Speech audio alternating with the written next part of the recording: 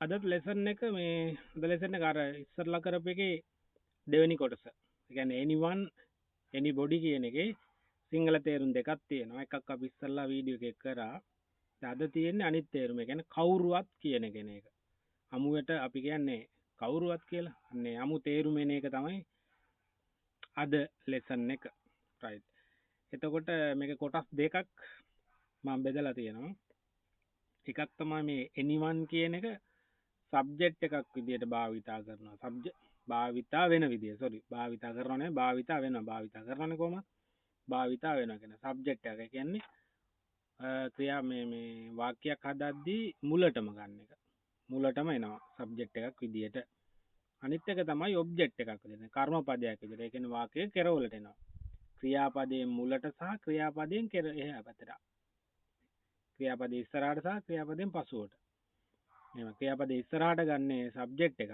ක්‍රියාපදයෙන් පිටිපස්සට ගන්නේ ඔබ්ජෙක්් එකක් ගැන සබ්ජෙක්්ය කතරු පදේ ඔබ්ජෙක්් එක කර්ම පදේ හරි අදත් කරුවලේ තමා කරන්න වෙන්න ලෙසන්න එක දැන්දිකරම කොමත් මේ කරුවල සින්න එක තමයි ලයින්න ගහන්න වෙන්න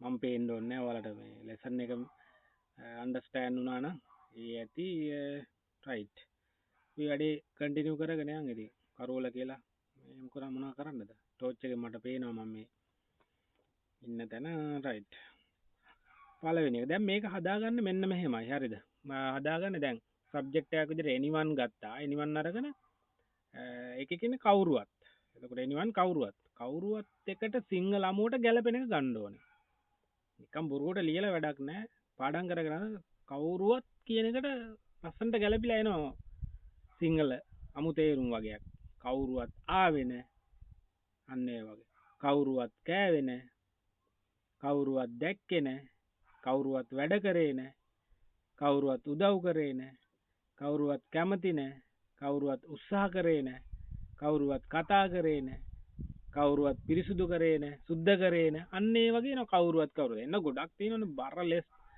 ලිස්ට එකක් තියෙනවා ඇති මේ ඔක්කොම කතා කරන්න අදාළ කරුණු ටික විතර ඊට පස්සේ ඔගොල්ලන්ට ක්‍රියාපද ටිකක් අරගෙන මේක හදාගන්න තියෙන්නේ මෙන්න මෙහෙමයි හදාගන්න තියෙනද අපි මුලින්ම එක්සාම්පල් එක කවුරුවත් මෙහි ආවෙ නෑ එතකොට ක්‍රියා බලන්ඩ මේ කවුරුවත් ආවෙ නෑ කියද්දි මේක කාලෙ මොකක්ද කියලා කාලේ මොන ටෙන්ස් එකද මේකට මැච්චෙන්නේ සිම්පල් පාස්ට් එක සිම්පල් පාස්ට් එක කවුරුවත් ආවෙ නෑ මෙහි කවුරුවත් ආවෙ නෑ එතකොට සබ්ජෙක්ට් එකක් විදිහට ගන්නවා anyone ආවෙ නෑ anyone did not come here did not come here කවුරුවත් මෙහි ආවෙ නෑ anyone did not come ආවෙ නෑ did not come ආවෙ නෑ here මෙහි අන්න එහෙමයි නේ උට past verb එකක් අනිවාර්යෙන්ම එන්නේ එතෙන්ද ඔය සිම්පල් පාස්ට් එකේ තමයි මේ වාක්‍ය කාණ්ඩ මේ සෙට් එකම මේ කවුරුවත් කියන එක ගොඩාක් මැච් වෙන්නේ මොකටම ගන්න පුළුවන් සිම්පල් පාස්ට් එකට දෙවෙනි උදාහරණ anyone did not help කවුරුවත් උදව් කරේ නෑ anyone did not help කවුරුවත් උදව් කරේ නෑ anyone did not eat කවුරුවත් කෑවේ නෑ anyone did not eat කවුරුවත් කෑවේ නෑ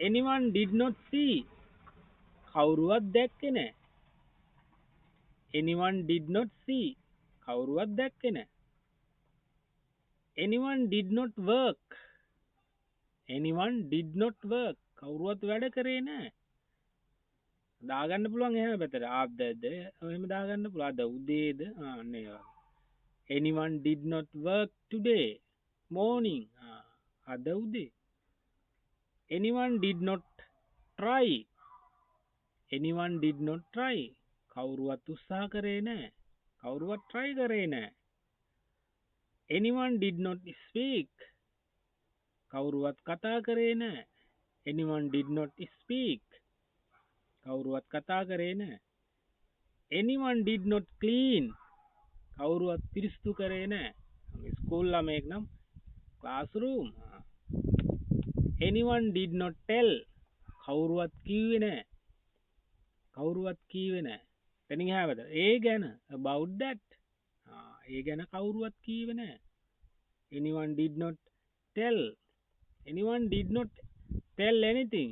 කවුරුවත් කිසි දෙයක් කීවේ නැහැ. කවුරුවත් කිසි දෙයක් කීවේ නැහැ. අන්න ඒ වගේ.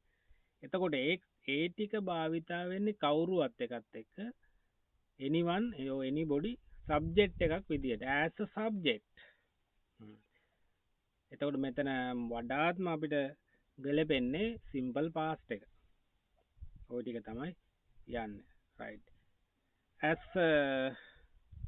as an object එකක් විදියට භාවිතා වෙන්නේ මෙන්න මෙහෙම. හරි. object එකක් විදියට භාවිතා වෙද්දි verb එකෙන් එහා පැත්තට යන්න ඕනේ. එතකොට subject එක නෙමෙයි. I did not see anyone. මම. එතකොට මම did not see. මම දැක්කේ නෑ anyone. කවුරුවත්. මම කවුරුවත් දැක්කේ නෑ. I did not see anyone. කවුරුවත් දැක්කේ නෑ. ඔන්න anyone කියන්නේ කෙරවලට ඇවිල්ලා. එතකොට object එකක් විදියට තමයි යන්නේ. I did not know anyone. මම කවුරුවත් දන්නේ නෑ. I did not know anyone. මම කවුරුවත් දන්නේ නෑ. In this area. මේ ඒරියා එකේ කවුරුවත් මන් දන්නේ නෑ. පේන්නේ නෑනේ කරුවලා. යා ඒ හින්දා right. I did not take anyone. take කියලා කියන්නේ මෙතන මේ ගෙනියනවා එක් කරගෙන යනවා. එක් කරගෙන ගියේ නෑ කවුරුවත්. I did not take anyone. මම කවුරුවත් එක් කරගෙන ගියේ නෑ. take anyone. කවුරුවත්. මෙතන took taken කියලා තියෙනවා. අර ගන්නවා කියන එකටත් එනවා. එතකොට ගෙනිච්චා කියන එකටත් එනවා. උදාහරණයක් විදිහට මෙන්න මෙහෙම. Yesterday evening I took my father to hospital. ඊයේ හවස මගේ තාත්තා මං ඉස්පිරිතාලේ අරන් ගියා. ඒ වගේ. Yesterday evening I took my father to hospital. එක් කරගෙන ගියා. ගෙනිච්චා කියන එක. take right. I did not believe anyone. මම කවුරුවත් විශ්වාස කරන්නේ නැහැ. I did not believe anyone. මම කවුරුවත් විශ්වාස කරන්නේ නැහැ. I did not past එකේ තමයි ගොඩාක් ගැලපෙන්නේ. present එකේ එනේවා ටිකක් බලන්න ඕන. දැන් මේ I don't believe anyone කියන එක එහෙම ගැලපෙනවා. I don't believe anyone. මම කවුරුවත් විශ්වාස කරන්නේ නැහැ. ඒ වගේ. I don't believe anyone. මම කවුරුවත් විශ්වාස කරන්නේ නැහැ. නැත්තම් අර I did not believe anyone කියලා කියන්නේ මම කවුරුවත් විශ්වාස කරේ නැහැ අතීත කාලේ. I don't believe anyone. මම විශ්වාස කරන්නේ නැහැ. අන්න එහෙම. එතකොට හමුවට ගැලපෙන ටික හදලා ගන්න ඕනේ.